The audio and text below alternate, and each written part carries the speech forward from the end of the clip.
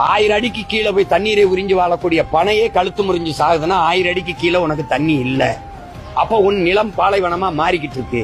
பாத்துக்கிட்டீங்களா அதிபர் என்ன சொல்றாருன்னு? மறுபடியும் கேட்டு பாருங்க. 1000 அடிக்கு கீழே போய் தண்ணீரை உறிஞ்சி வாழக்கூடிய பனையே கழுத்து. பேசும் போதெல்லாம் கை தட்டுறீங்களே, அதனால நீங்க அவரு பின்னாடி மாடு மேய்க்க போறதுதான் நல்லது. 1000 அடிக்கு பனைமரம் வேறு போகுதாமா? 90 அடிக்கு மேல பனைமரமே வளராது. பனைமரமே 30 மீட்டர் தான் வளரும். மேக்சிமம் பார்த்தா 40 மீட்டர் வரைக்கும் வளரும். ஆனா அதிபர் ஐயா என்ன சொல்றாருன்னா 300 மீட்டர் வரைக்கும் வேறு வளருமா?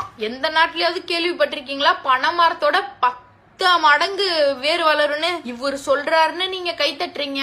தஞ்சை பெரிய கோயிலே 216 அடி தான். அதை விட தாண்டி 10 மடங்கு வேர் வளருதா? 1000 அடி வரைக்கும் வளருமா?